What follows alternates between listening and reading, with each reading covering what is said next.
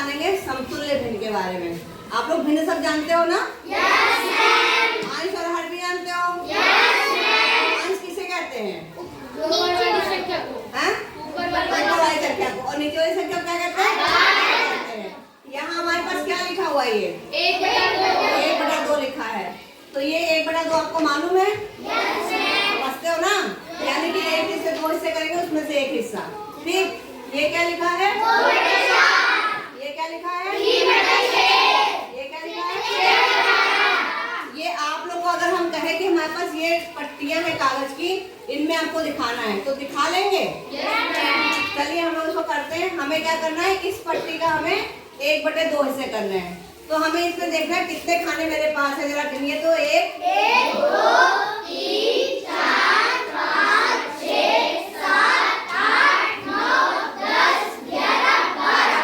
12 के हमें 2 हिस्से करने हैं, तो कितना कितना हो जाएगा? 6 हो जाएगा। तो 1 यहाँ दिया तो हम कितना हिस्सा रखेंगे?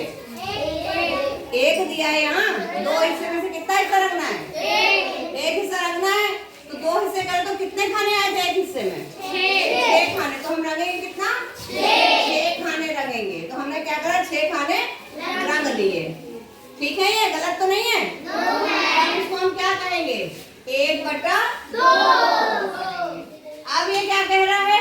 2/4। तो हमें एक चीज से कितने हिस्से करने हैं? 4 हिस्से करने हैं।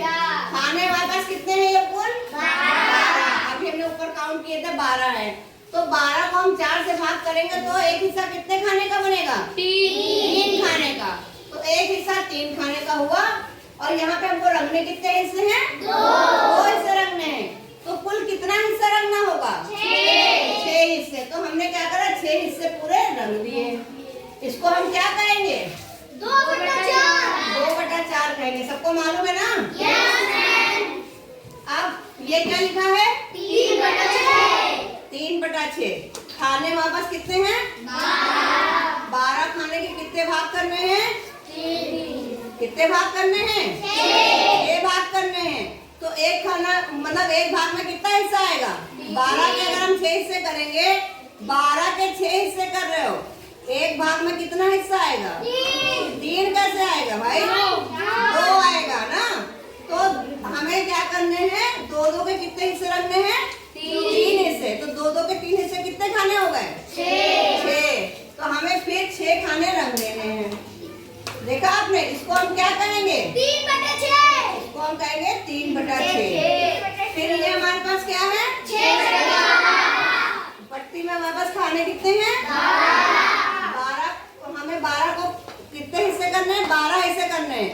तो एक हिस्सा में क्या आएगा? 12 खाने के 12 हिस्से करें तो एक खाना जो है उसका एक हिस्सा हुआ। 12 हिस्से करें ना, तो 12 खाने हो गए। 12 में से हमें कितने खाने रखने हैं? 6 खाने रखने हैं। तो हमने ये 6 खाने रख दिए। इसको हम क्या करेंगे? 6/12। ये आपको सबको समझ में आ गया है? अच्छा, अब आप एक काम करो, आप इसको मत ध्यान दो, खाली आप इसको देखो। तो ये कितना पट्टी लगी हुई है? 6। पट्टी बताओ, ये पूरी पट्टी में 12 खाने हैं, 6 हिस्से रखे हैं। तो अगर हम एक पट्टी ले तो इसका कितना हिस्सा रखा हुआ है? 6 खाने। कितना हिस्सा हुआ? आधा हुआ कि नहीं?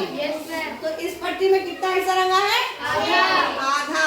6 खाने और आधा हिस्सा ना। अगर एक मानेंगे पट्टी तो उसका हिस्सा आधा। फिर इस पट्टी में कितना हिस्सा रखा हुआ है? इस पट्टी में और इस पट्टी में। तो आप देख रहे हो, यहाँ भी आधा है, ये भी आधा रंगा है, ये भी आधा रंगा है, ये भी आधा रंगा है और ये भी आधा रंगा है। देख रहे हो नहीं देख रहे हो? है ना? तो जादू हुआ। यहाँ इसके नाम अलग अलग है, लेकिन यहाँ पे अगर हम देख रहे हैं तो सब आधा आधा है। ठीक है, तो इन्हीं को हम समतुल्य भिन्न कहते हैं। बात समझ में आई?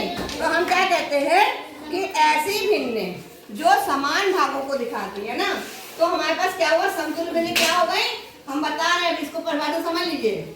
समतुल्य भिन्न होती हैं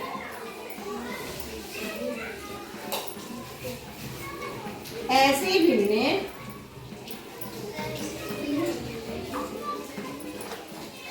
जो समान भाग को दिखाती हैं। समान भाग मतलब कितना हिस्सा है वो बताती है। इसमें समान भाग देख रहे हो, यहाँ भी आधा, यहाँ भी आधा, यहाँ भी आधा, यहाँ भी आधा।